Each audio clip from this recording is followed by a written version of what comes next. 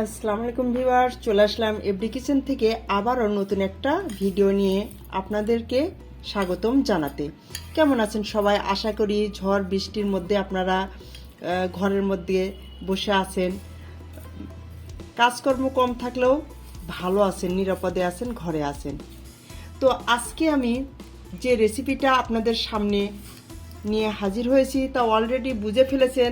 আমি এই বৃষ্টিতে মনে করেছি দাদি নানির কথা। বসে থাকতে থাকতে জানালার পাশ দিয়ে বৃষ্টি দেখতে দেখতে মনে পড়ে গেল এই খাবারটার কথা। তাই ভাবলাম ঝটপট আমি আমার বন্ধুদের সঙ্গে শেয়ার করে ফেলি। চলুন তাহলে আর দেরি নয়, কথা নয়, আমি এই চাল ভাজা কিভাবে খাই, কিভাবে সংরক্ষণ করি সেটাই আপনাদেরকে আজকে দেখাবো। এখানে আমি প্রায় 300 গ্রামের মতো ভাতের চাল নিয়েছি। আপনারা যে চালের ভাত খান ওই চালটা দিয়েই হবে। তো চাল আমি ভালো করে ধুয়ে পানি ঝরিয়ে এখানে নিয়েছি। আমি প্রায় 10 মিনিটের মতো চালটা ভিজে রেখেছিলাম। তারপরে কষলে ভালো করে ধুয়ে নিয়েছি। এর ভিতরে দিব সামান্য পরিমাণ লবণ। এখন এই লবণটা দিয়ে চালগুলো ভালো করে মেখে নেব।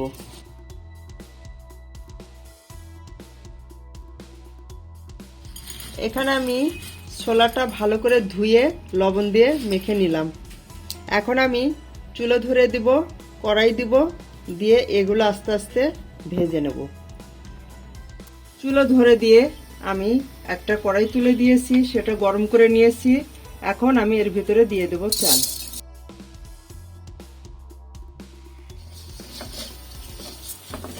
আমাদেরকে অবশ্যই খেয়াল রাখতে হবে চুলাটা যেন বেশি হাই হিটে না থাকে, তাহলে চালগুলো তাড়াতাড়ি পুড়ে যাবে আর ভেতরে হবে না। যে কারণে চুলাটা লো হিটে রেখে, লো হিটের সাথে একটু বাড়িয়ে দিব, দিয়ে আস্তে আস্তে সময় নিয়ে চালটা ভেজে নেব।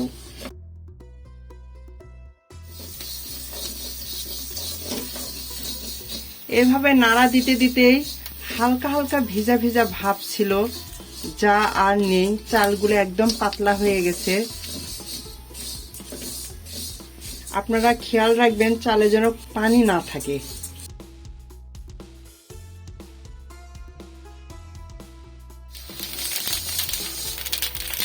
তো আপনারা লক্ষ্য করুন বন্ধুরা, চাল কিন্তু ফোটার যে একটা শব্দ হচ্ছে, পুটপুট পুটপুট করে ফুটতেছে, তো এই ফোটাটা কিন্তু একসময় থেমে যাবে। তখন আমরা বুঝে নেব চালটা ভাজা হয়ে গেছে। দেখেন অনেকটা মুড়ির মতো সাদা সাদা হয়েছে আগের চাইতে, এই যে, আর পুটপুট পুটপুট করে ফুটেই যাচ্ছে। কিন্তু এই শব্দটা যখন থাকবে না তখন আমরা বুঝে নেব চালটা ভাজা হয়ে গেছে।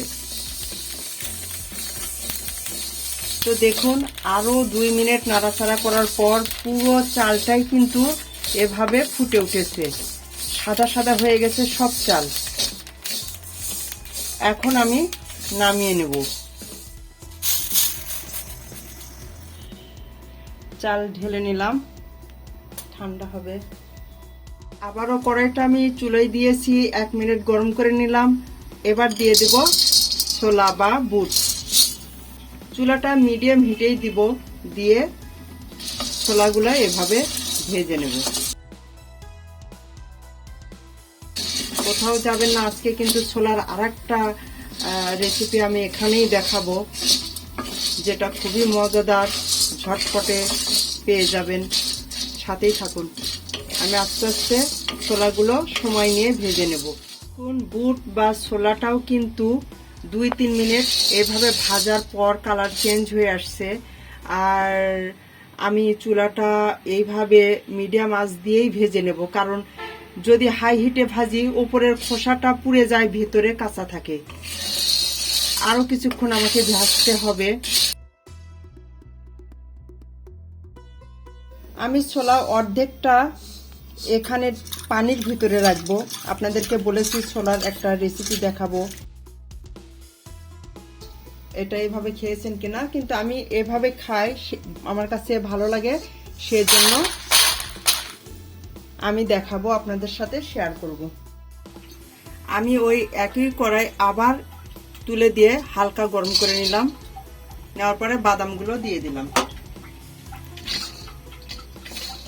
বাদাম, চাল এগুলো আপনার মন যা চায় কতটুকু খেতে পারবেন। যদি সংরক্ষণ করতে চান পরিমাণটা বাড়িয়ে নিতে হবে, যদি শেষ করতে চান কয়জন মিলে খাবেন সম্পূর্ণ আপনাদের উপর নির্ভর করছে পরিমাণটা। এভাবে বাদামগুলো ভেজে নেব। বাদাম 2 মিনিট ভাজার পরেই দেখুন সব বাদামগুলো ফেটে গেছে আর শব্দ হচ্ছে, সেই বুট চালের মতোই পুটপুট করে শব্দ হচ্ছে আর ফেটে যাচ্ছে। এখন আমি এর ভিতরে দিয়ে দেব মসুর ডাল। এই মসুর ডাল বা বাদাম এর জায়গায় যদি আপনার হাতের কাছে চিড়া থাকে, তিল থাকে, গম থাকে, সেগুলোও আপনারা অ্যাড করতে পারবেন। এগুলোই লাগবে তা না, যত পরিমাণ একসাথে করবেন ততটাই ভিটামিন পেয়ে যাবেন।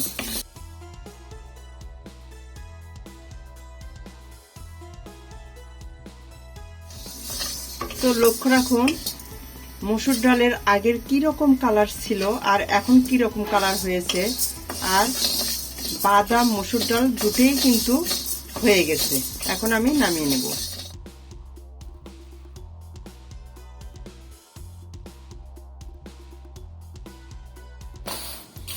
এটা কিন্তু একটু ঝেড়ে নিতে হবে, ভাজার পর যদি কোনো ময়লা থাকে তাহলে বের হয়ে যাবে। যদিও এরকম সম্ভাবনা নাই, তারপরও চাল ডাল ভেজেছি, হয়তো পুড়ে কোনো খোসা টোসা ময়লা হতে পারে, যে কারণে আমি এটা একটু ঝেড়ে নেব আর বাকি উপকরণগুলো রেডি করে নেব। তো হাত দিয়ে ধরা যাচ্ছে, একবারে ঠান্ডা হয়ে গেছে। আর আমি এটা অফ ক্যামেরায় ঝেড়ে নিলাম, পরিষ্কার করে নিলাম। যেহেতু আমার এই এতগুলো চাল বুট বাদাম খেতে পারবো না, এটা আমি রেখে দিব, কারণ যখন যখন দাদি নানির কথা মনে পড়বে আর এই রকম বৃষ্টি হবে তখনই আমি বের করে খাবো। সেজন্য এরকম একটা কাচের ডিব্বা নিয়েছি। যতদিন রাখতে চাবেন ততদিন কিন্তু থাকবে।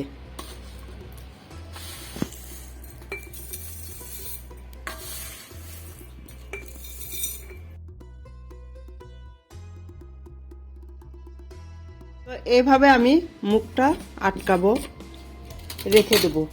আমি আর একবার বলে দিই, আপনারা কিন্তু এর সাথে গম, তিল, চিড়া ভেজে এক জায়গায় করে এভাবে পুরো ডিব্বা ভর্তি করে রাখতে পারবেন। এই যে দেখুন বুট ভিজে কেমন হয়ে গেছে। আমি গরম গরম বুট এরকম পানির ভিতর রেখেছিলাম। আপনার বুট ঘুগনি করে খাওয়ার সময় নাই, তখন কি করবেন, বুট ভালো করে ধুয়ে লবণ দিয়ে মেখে এরকম আমার মতো করে ভেজে পানিতে ভিজিয়ে রাখবেন, খাবার পানি, পরিষ্কার পানি। এখন আমি পানিটা ছাড়িয়ে নেব, তারপরে দেখাচ্ছি।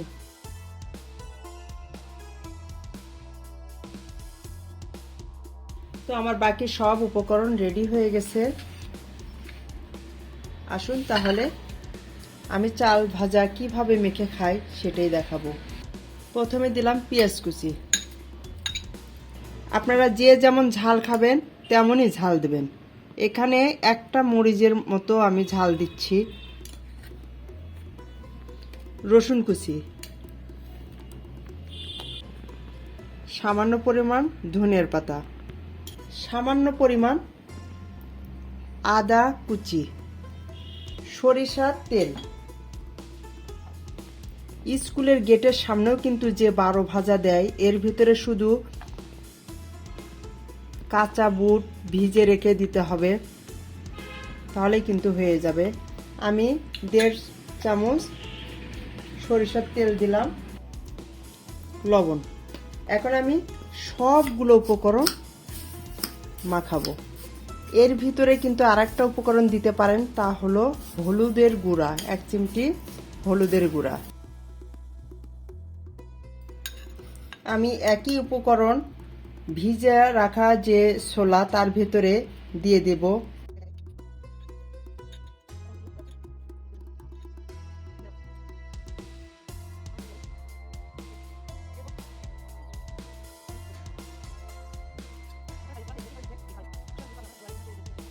তো বন্ধুরা, আজকে কিন্তু একটা ভিডিওতে আমি দুইটা রেসিপি দেখিয়ে দিয়েছি। আর এটা হচ্ছে বৃষ্টির মধ্যে যে খাবারটা আনকমন, এটা কিন্তু সহজেই কেউ খায় না, এখন হয়তো অনেকেই ভুলে গেছেন আপনারা খেতে। তো আমার কিন্তু মাঝে মধ্যে খুব মনে পড়ে, কারণ দাদি নানি ওনারা হচ্ছে প্রিয় মানুষ, ওনাদেরকে মনে পড়লে এগুলো মনে পড়বেই। তো আপনারা খেয়ে দেখুন কেমন লাগে। আমি আবারও নতুন কোনো ভিডিও নিয়ে আপনাদের মধ্যে হাজির হয়ে যাব। সে পর্যন্ত আপনারা ভালো থাকুন।